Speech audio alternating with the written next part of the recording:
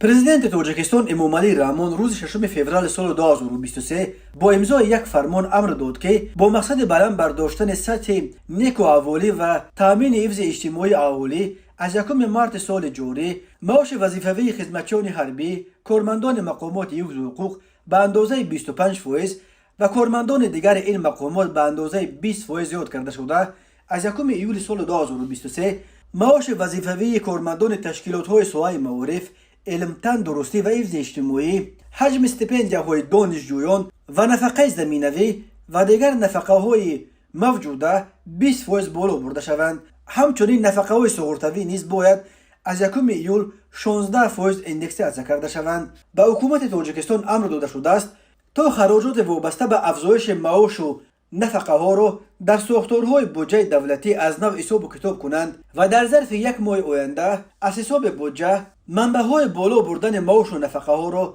معین و حساب و کتاب کنند. در سال 2023 بالا بردن حجم معاش و نفقه ها و استیپندیاها از جمله های وعده های پرزیدنت امامعلی رحمان بود که 23 دکمبر سال 2022 در پیام سالانه‌اش بیان داشت.